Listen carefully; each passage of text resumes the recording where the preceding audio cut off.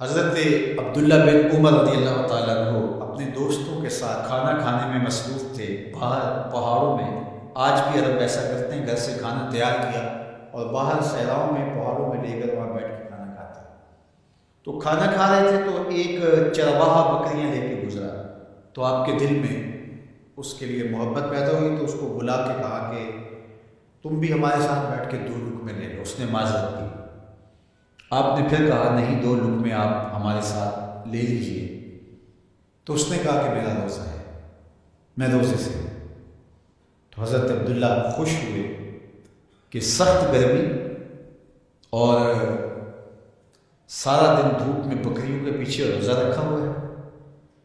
آپ نے کہا کہ اگر ایک بکری تو ہمیں فروخت کر دے اور ہم ذبح کر کے اس کو تیار کر دیتے ہیں اور خود بھی کھائیں گے اور آپ بھی ہمارے ساتھ افطار کر لیں گے۔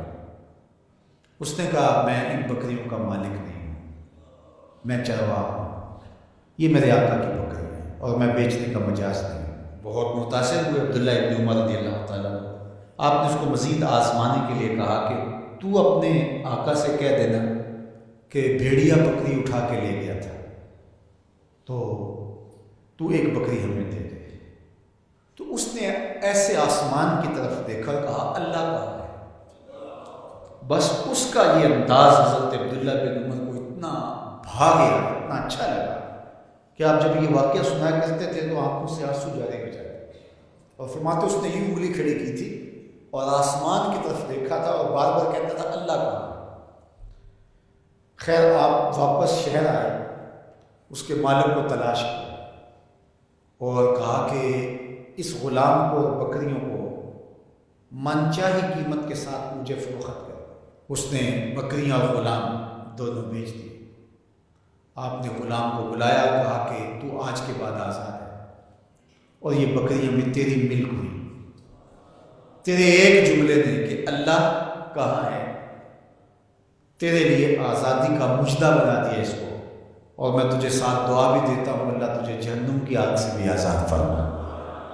تو یہ یقین کہ میرا اللہ مجھے دیکھ رہا ہے، یہ اگر آپ کے ساتھ جڑ جاتا ہے تو پھر کسی کیمرے کسی سیکورٹی کی ضرورت نہیں ہے۔ یہ عقیدہ اتنا بڑا حصار ہے، عبادات میں بھی سرور دیتا ہے، اور یہ عقیدہ انسان کو گناہوں سے بھی محفوظ کرتا ہے اور بچاتا ہے۔ لیکن ہمارے رویے اللہ تعالیٰ جل شانہ نے سورہ النساء کے اندر ارشاد فرمایا یستخفون من الناس ولا یستخفون من اللہ، کہ لوگوں سے تو پوشیدہ رہتے ہیں لیکن اللہ سے پوشیدہ نہیں رہتے۔ بلکہ ایک دوسرے موقع پہ ارشاد فرمایا سورہ الغافر کے اندر یعلم خائنۃ الاعین وما تخفی الصدور، جو آنکھ خیانت کرتی ہے اللہ اس کو بھی دیکھتا ہے، اور جو سینوں میں پوشیدہ ہوتا ہے اللہ اس کو بھی دیکھتا ہے۔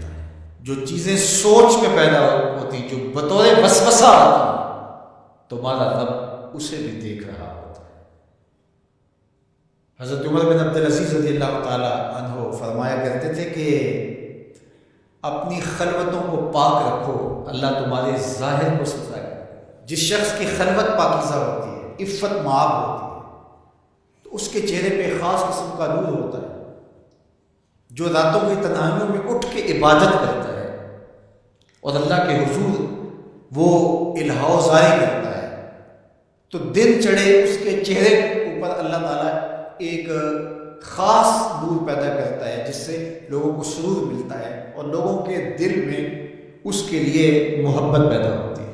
اور جو تنہائیوں میں جرم کرتا ہے، گناہ کرتا ہے، اور لوگوں کی نظر میں کوئی ایسی چیز ہوتی بھی نہیں ہے، تو لوگوں کے دل میں اس کے لیے نفرت پیدا کر دی جاتی ہے، لوگ اس سے دور ہٹنا شروع ہو جاتے ہیں۔